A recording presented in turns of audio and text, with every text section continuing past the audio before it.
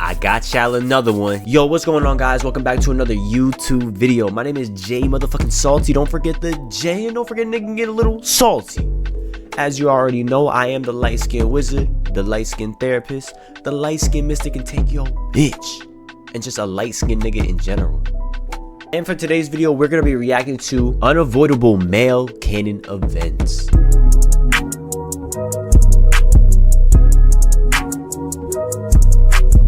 Male canon events. First up, fumbling a 10 out of 10. You know, I'm not gonna lie, this is one of the worst ones in my opinion. Reason why we've all been through this. There's always been that one girl that you thought you had in the bag. I mean, she was fine, beautiful, gorgeous. I mean, in your mind, she goes band for band with SZA, Lotto, and Ruby Rose. Like, you feel me? If for some wild reason you think you actually have a chance with that girl, you try to get her, and you're doing good, and then randomly one day she just goes. And for the rest of that week, you're just contemplating, scrolling through your texts, looking, Bro.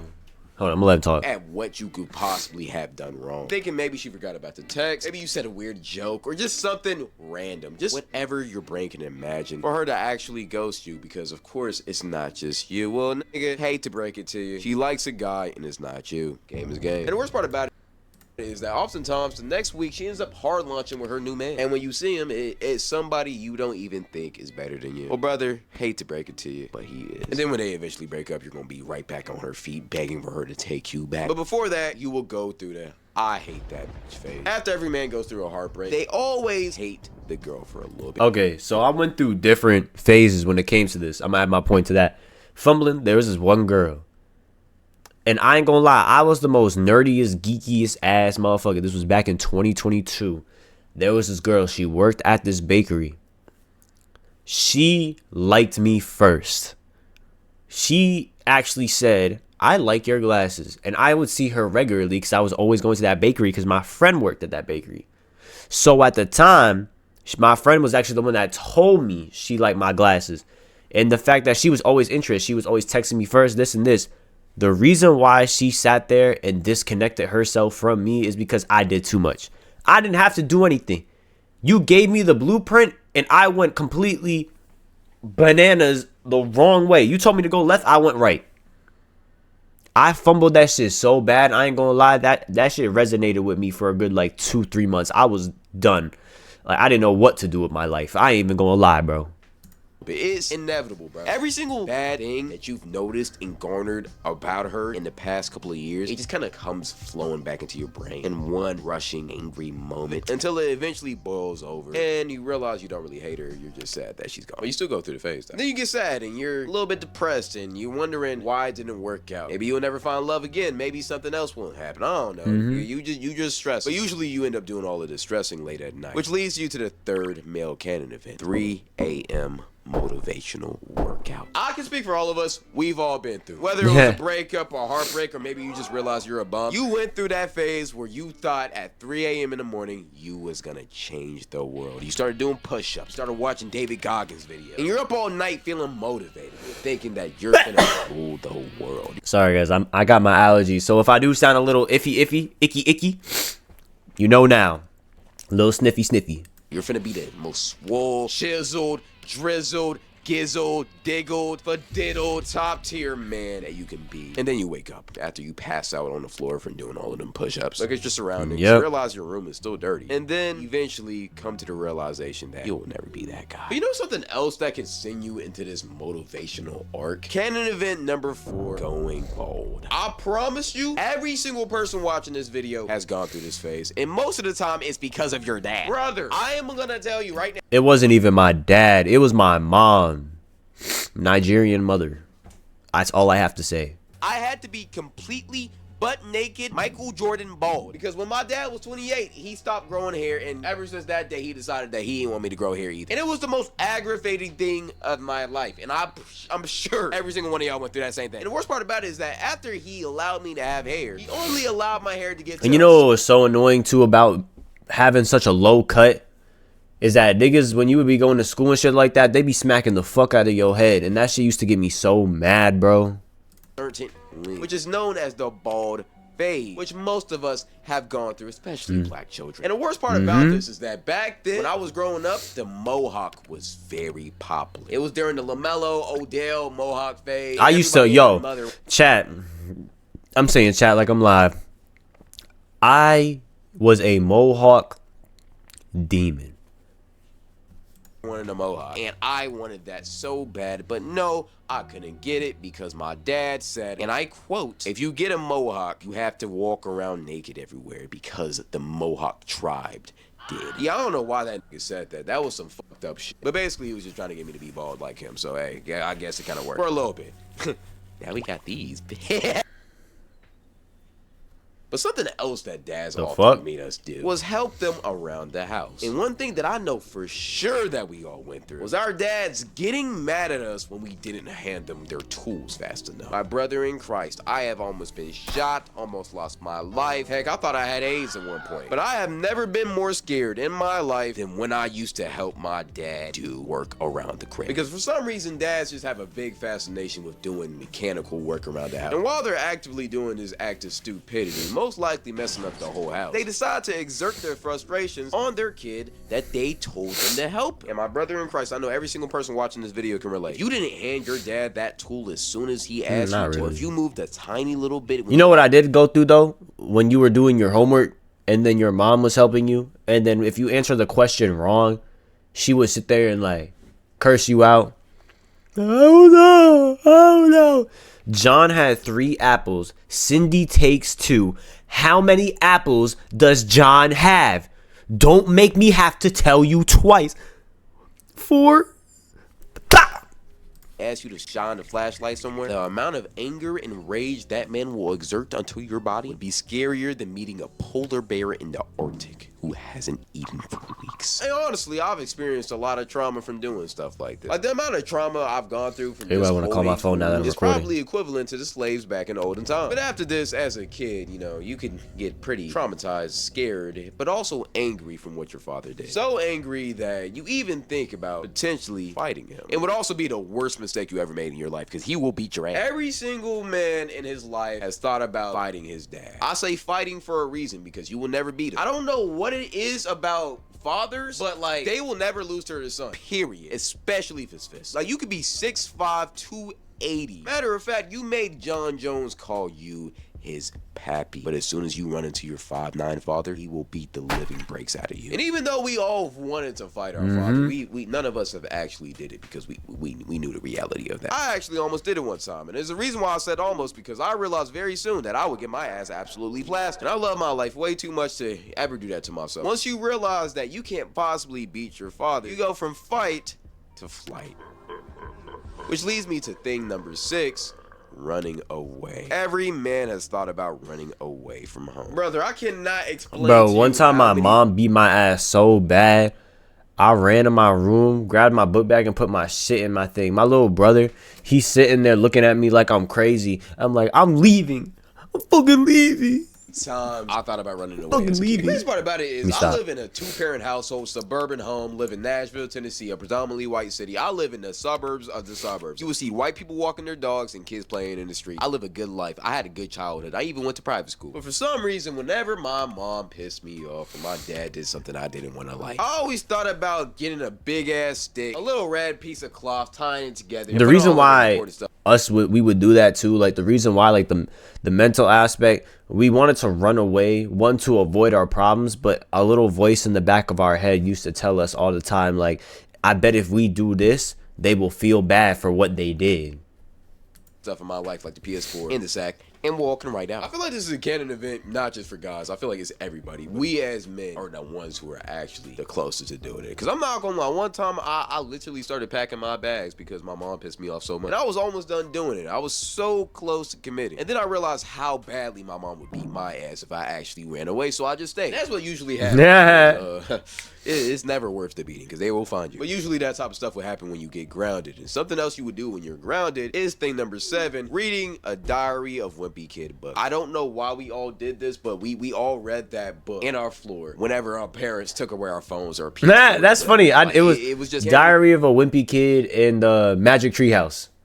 event to the fullest. Yeah, fucking If Magic you Treehouse. wasn't a guy, if you was a girl, you would probably read. I think it was book Magic diaries. Treehouse. I feel like I don't guys remember. also Treehouse read shit. Nate books, stuff like that. It's just that same type of category genre. And I would always get those books at the Scholastic Book Fair too, bro. Cause like Book fairs were whenever the that boy shit Jim back Kenny then. cooked up a book, I ain't gonna lie, niggas was on they seats, on they toilet, locked into them joints. I'm not gonna lie. But something that's also tough though is number 8. Realizing you'll never go pro in the sport you love. You know, as a man, I feel like this is actually the most heartbreaking thing you can go through. Because yeah, fumbling a 10 out of 10 is bad, but there will always be more fish. Nah, I never experienced this. One chance at this. And once you finally had that moment of realization that you will never go pro in your sport, whether it's basketball, football, it's truly one of the most heartbreaking things you can ever go through. I remember I was a big basketball player back in middle school, and when I got to high school, I thought it was gonna be the same thing. And then one random day, Darius Garland pulled up to my local gym, and I realized very quickly that NBA was never gonna be a reality. But I was delusional, so I thought, you know what, maybe if I really ball out my freshman year, I can get some looks. You know, I could really go crazy in a good route leading up to my senior year. Well, I was a JV bench player.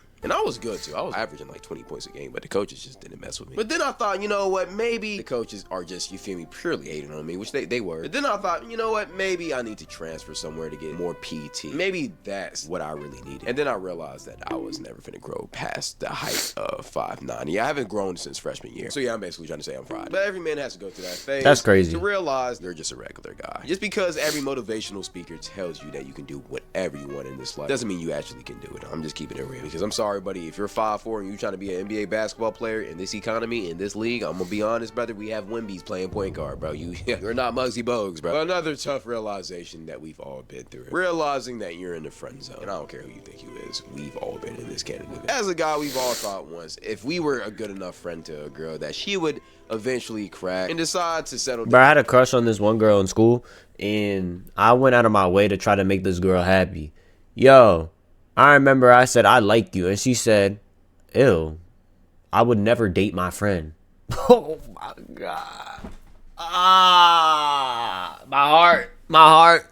That shit hurt. Down with us. But another Ew, I will never date my friend. Why did you have to say ew? Another canon event that we've all been through is realizing that that's not how life works. As a matter of fact, she actually knows that you like her, yet she doesn't care and she'll still use you for free car rides, free money, free food, and free attention. This is one of the toughest realities we have to learn as a man, but every man has to go through it. I remember I was 13 and there was this girl I liked and she broke her foot. So I offered literally carry her around the school because we were just good friends.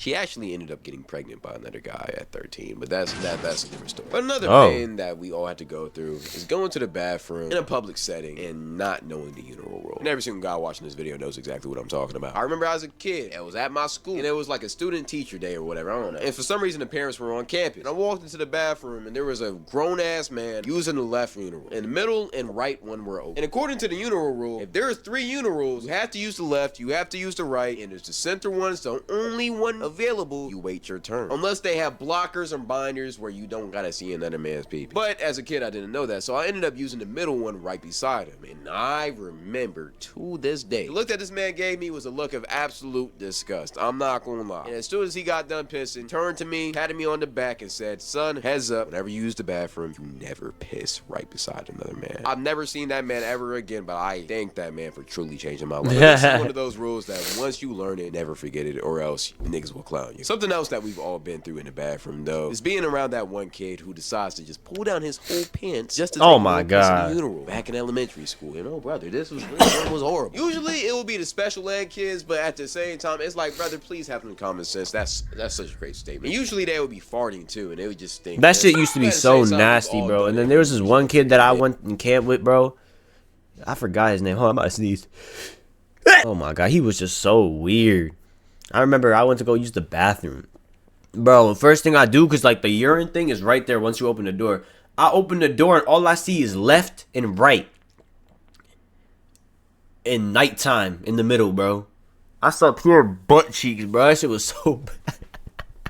And we had a grown man walk into the bathroom and instruct us to never do that again, and then we changed our ways. Something that we haven't changed as guys is number 11 or 12, I don't know at this point. Putting your hands in your pants for warmth on an ice cold freezing day. This one I know we've all done. I'm actually doing it right now, I'm not gonna lie. And no matter if you want to be honest or deny it, we've all done it. Let's just keep it real. And it's amazing. It's one of the most sensational feelings ever. You get to put your hand next to life. It's amazing. I don't know, it's just vibey. Here's the thing with this though. You gotta be very careful where you do this act, because doing it while nobody's around is cool, but if you're in a crowded room space and you just got your hands in your pants, like, brother, who raised you? That's where the creep allegations come in, and you don't want that. They don't understand, but at the same time, let be classy. But speaking of balls, the next canon event that we've all been through is chilling around the house playing GTA or Fortnite or something, and then all of a sudden, randomly, you just feel a sharp pain in your balls, and you just start clenching them. You start grabbing them. You start praying to God because you think that you'll never have kids again. You start wondering if you have cancer, or maybe you got an STD, or maybe if you gooned it too much. I don't know what you did. And then after it goes away, you immediately get on your knees and pray to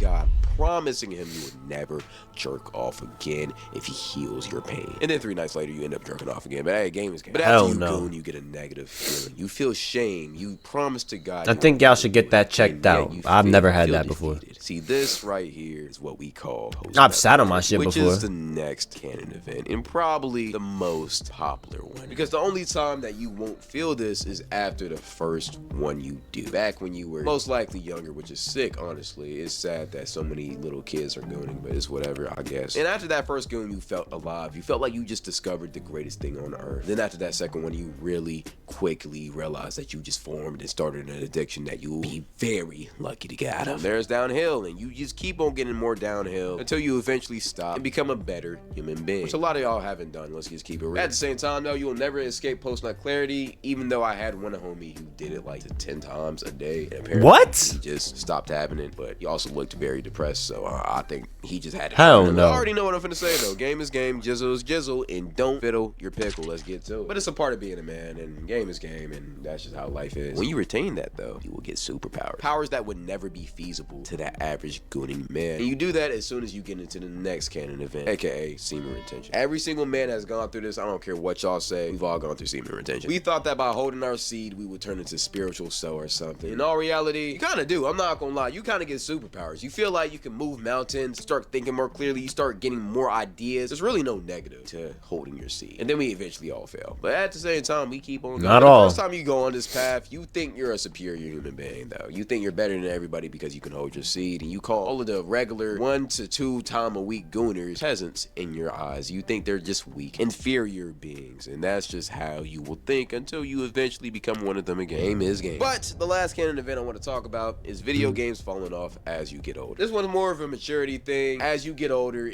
I don't know if it's just me, but like video games just aren't as fun anymore. Like the only games I play now is NCAA, and it's really just to cool down or just to beat my friends. I'm not gonna lie, I can't get immersed in the game nowadays like I did back when I was younger. Maybe it's because I got responsibilities, or maybe it's just because games fell off. I don't know what it is, but it's kind of sad. Hopefully GTA 6 can bring that back out of me, but till then, we will see. But I feel like every man kind of goes through this, and if you didn't, shouts out to you. But hey, go ahead and tell me anything I missed. If you like this video, go tap into my streams. They're very entertaining too. I'll be doing yaps, vlogs, challenges. It's crazy. It's fire. It's blowing up right now. Games, also, Cloudy here. Go tap in. With the games and stuff like that, yeah, it's just maturity thing. Yeah, if y'all know me, I used to be like heavily gamer. I used to play Fortnite very competitively. I used to play that competitively, Minecraft competitively, COD a little bit competitively, a little song.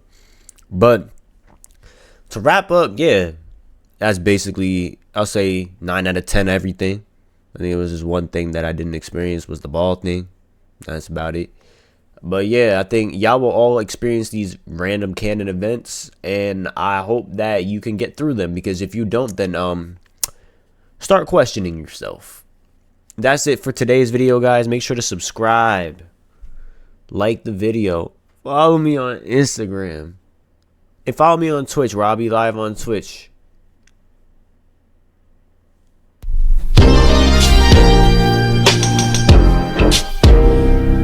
Alright, free all baby, man. This one from the heart. My day ones are angels, 120 degrees and threes work all angles. My brother died early, got his halo. My name is sex and then I can't go.